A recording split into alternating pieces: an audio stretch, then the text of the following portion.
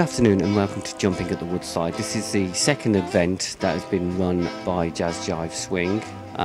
It's a dance event. It's classed as a retro festival, so there are people in vintage attire. There is a little vintage village. My camera woman has purchased 2 dresses from here. It's very relaxed, very informal. There's Hopkins for the Vintage News. The event started 16 years ago. It did. Because there's a wonderful guy called Frankie Manning who was one of the original Lindy Hoppers of the 1930s, and we loved Frankie, wanted to work with him, so invited him to Gloucestershire, and the event developed around Frankie. And sadly Frankie died 3 years ago. Yeah. And so the event sort of fizzled out a little bit. Frankie wanted us to carry on, so this is the new format. What would your highlight of this weekend be so far? Electric Swing Circus at the moment are holding the top slot, but we've got Het Chaps, got Lola L'Amour, got Tom Dunnett on stage at the moment, which many people won't have heard of.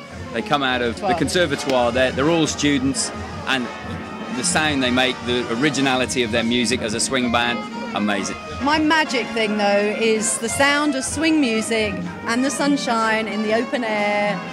We've got all our regular dance classes running because we teach through Gloucestershire and Birmingham and all that sort of area. So we have kind of regular Lindy Hop classes, regular Balboa classes and regular jive classes. And you can find those on www.JazzJiveSwing.com. We have dances that are regular, so those are the kind of monthly things that are cycling around, which are great to come to. The biggest next special thing that we have running will be our Christmas ball, which is a strictly Christmas ball, where people actually come in and people that we've taught get routines together, and we work on those routines for a few months, and then they compete in a kind of strictly format. All goes to charity. It's a great fun event. Really so that's December the 10th this year. We're jumping at the Woodside next year, 23rd, 24th, 25th of May. Next year will be a very special Frankie 100. Really, yeah. Frankie 100 will be very big. With the Tom Dunnett-Baxter Big Band. It's a band we put together quite recently with my other friend that also plays the trombone called Tom. It's quite a big band. How many people are in it? It's a slightly reduced band actually. It's a 13-piece as opposed to 16. This is the second time we've been here, but we've done various things around Birmingham. What made you decide to start the band? Our first gig was in Birmingham at Yardbirds, and it was my friend Tom who runs this band with me. His girlfriend was running a 40s night and for charity, and she asked if she wanted a band, and we put a band together, and then we met Martin Nelson. Actually was the first person who put us in touch with all this, and then we've kind of just done quite a few from there. Really. Amber Hopkins with the Vintage News. We're called the Paper Moon Band. Okay. What kind of music do you do then? We do for anything from the swing era, so 20s, 30s and 40s, but then we also punctuate it with some modern conversions as well, just to keep people on their toes. So how long have you been doing it for? About a year and a half, 2 years. Yeah. I'm a swing dancer myself, so I got inspired by the music and was a jazz singer, and so combined the two. And Matt's a fantastic percussive double bass player as well. Have you been here all weekend? No, we haven't. We've just come for the gig actually, but I really wish that I was able to stay. What other events have you done? What other events? We've just finished. We've just done the Bristol Swing Festival.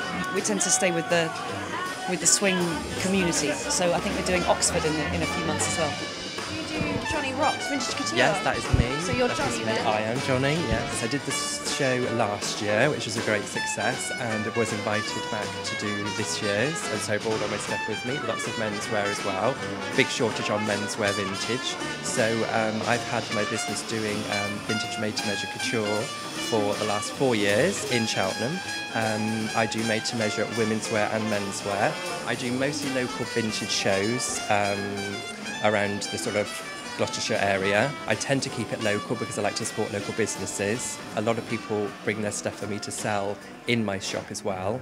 Were you into vintage and retro before you started? I've always loved the 40s and 50s. Started collecting vintage patterns about 20 years ago, and one day I said, I'm going to turn this into a business, and it's just snowballed.